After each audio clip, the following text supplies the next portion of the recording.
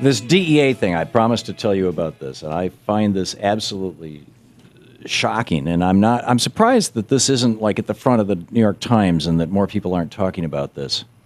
Reuters is reporting on this. They did the investigative research and dug this out.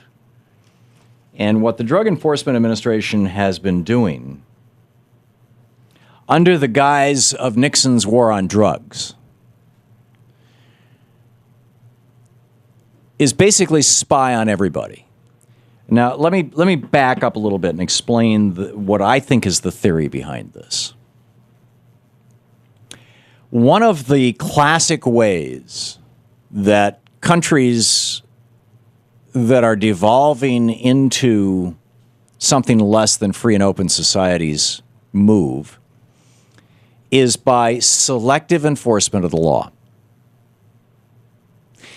If you can create a law where a large percentage of your citizens are criminals, are lawbreakers, and then only prosecute people for it, or only aggressively prosecute people for it when it's convenient or profitable or politically useful to you,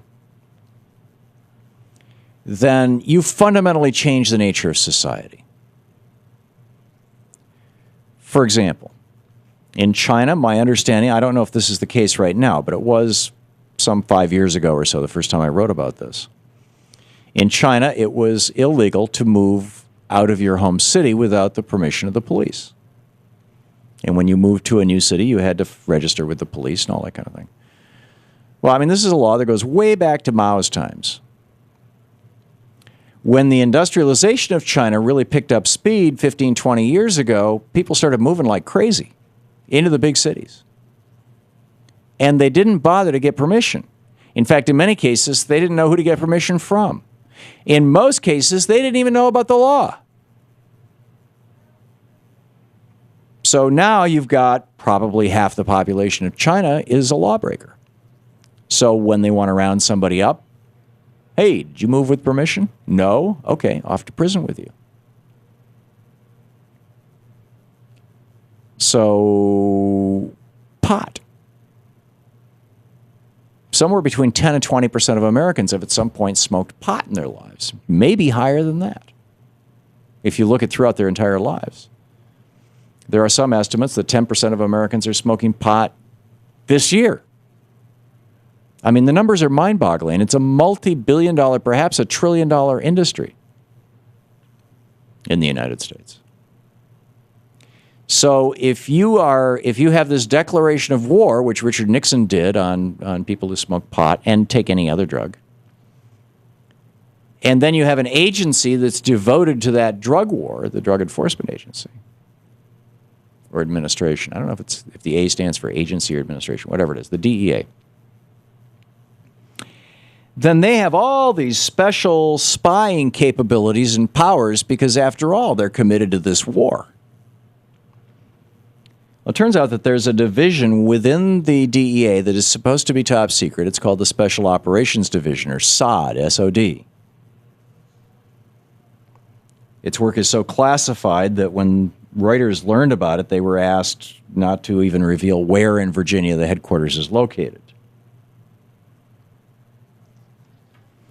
And what they do, there's a document that is given to agents. It says, remember that the utilization of SOD cannot be revealed or discussed in any investigative function. In other words, they use this super spy part of the DEA to track somebody down and bust them, but they don't actually bust them. Instead, they find them doing something else, some other crime, not necessarily a drug crime, if I'm reading this right. This is from the Reuters report. The document specifically directs agents to omit the SOD's involvement from investigative reports, affidavits, discussions with prosecutors, and courtroom testimony. Agents are instructed to then use normal investigative techniques to recreate the information provided by SOD. So we've got this super secret, essentially out-of-control spy agency operating inside the DEA, and when they hand information off to judges, to prosecutors, to defendants, to anybody, They conceal their own existence by saying, okay, we found this out through the SOD techniques, and we don't, we're waiting for an Edward Snowden there. What other techniques? We don't know. But because we don't want to reveal the existence of this, we're going to, now that we know that Joe Blow is smoking pot, we're going to, ask the local police officer to walk by his house with a drug sniffy dog tomorrow. And, oh, gee, look at that. In other words, let's recreate the crime or recreate the discovery of the crime. The DEA has helicopters. They have gunships. They probably have drones.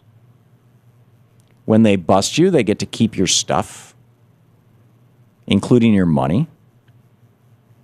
And they share information with the NSA, the FBI, etc. This is from a post by Jack Pine Radical over at democratitunderground.com.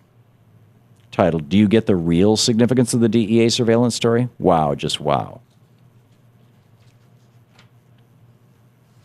This is, America's surveillance state. Now, again, I totally disagree with Representative Matt Shea that that's a reason for us to go out and buy 15, AR-16s or whatever, the AR-14s. Or any. I mean, he didn't specify a number or even a type of weapon, but you get my point.